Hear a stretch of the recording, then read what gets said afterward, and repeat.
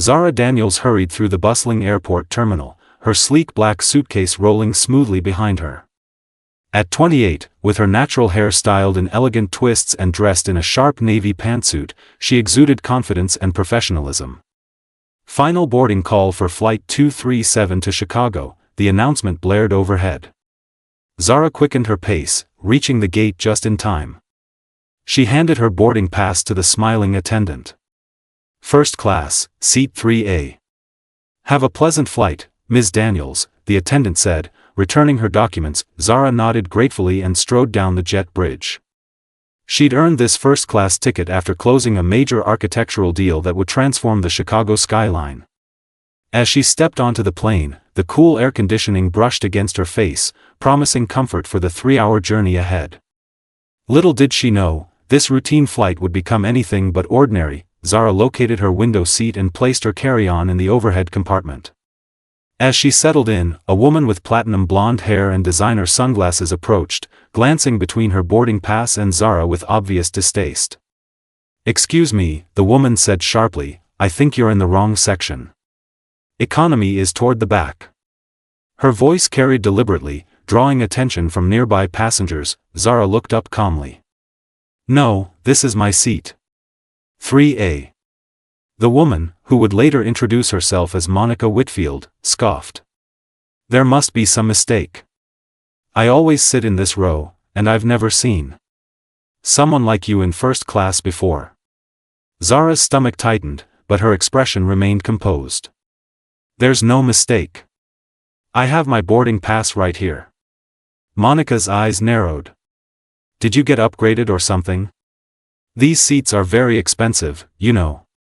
"I'm well aware of the cost," Zara replied evenly. "I purchased this ticket myself." "Well, I find that hard to believe," Monica snapped, her voice rising. She turned to other passengers. "Don't you think it's strange? They're just letting anyone up here these days." A few uncomfortable glances were exchanged among passengers. One elderly man shifted awkwardly in his seat while pretending to read his magazine. "Ma'am," Zara said firmly, "I have every right to be here. Please find your own seat." "I want to speak to someone in charge," Monica demanded, pressing the call button repeatedly. "This can't possibly be right." A flight attendant named Trent arrived quickly, his professional smile strained at the edges. "What seems to be the problem here?" he asked, glancing between the two women. Monica spoke before Zara could open her mouth. "This woman must be in the wrong seat. Can you check her boarding pass? She clearly doesn't belong in first class." Trent turned to Zara with a questioning look.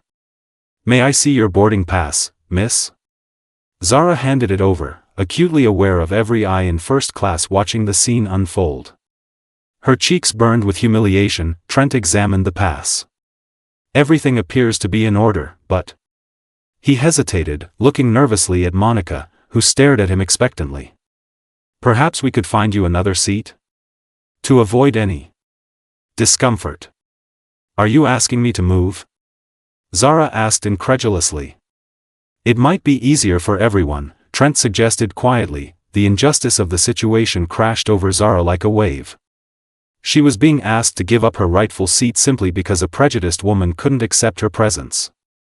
"No," Zara said firmly, straightening her shoulders. "I paid for this seat, and I will not move because of baseless prejudice." Just then, a distinguished man in his 50s entered the first-class cabin. With salt and pepper hair and wearing an impeccably tailored suit, he commanded immediate attention. Several passengers gasped in recognition. "Dad?" Zara said, surprised. Victor Daniels, CEO of Skyline Airlines, approached the tense scene with measured steps. His presence seemed to change the very air in the cabin. "What's happening here, Zara?" he asked, his deep voice resonating with authority. Monica blanched, her eyes darting between father and daughter. Trent, the flight attendant, suddenly looked ill. "This woman insisted I don't belong in first class," Zara explained calmly. "And your employee suggested I move to accommodate her prejudice." Victor's expression darkened. "My daughter doesn't belong in first class of my airline?" he asked, his question hanging in the air like thunder before lightning. Monica sank into her seat, Fumbling with her designer purse, desperately avoiding eye contact, Victor turned to address Trent first. "How long have you worked for Skyline Airlines?" "8 years, sir," Trent replied, his voice barely audible. "And in those 8 years, did you miss the part where we have a zero-tolerance policy for discrimination?" Victor's words were measured but cut like steel. Trent swallowed hard. "No, sir." "Yet you suggested my daughter give up her seat rather than standing up for what's right?" Victor shook his head. "Report to HR when we land. This incident will be thoroughly reviewed."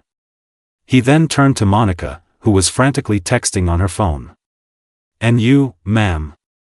Monica looked up, forcing a nervous smile.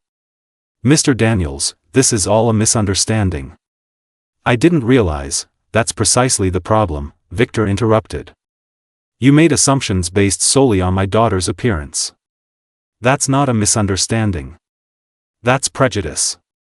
Victor raised his voice slightly, addressing the entire first-class cabin. Skyline Airlines was founded on principles of equality and respect.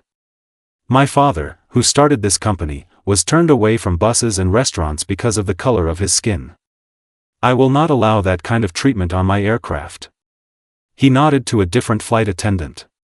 "Kelly, please escort this woman to the gate. She won't be flying with us today."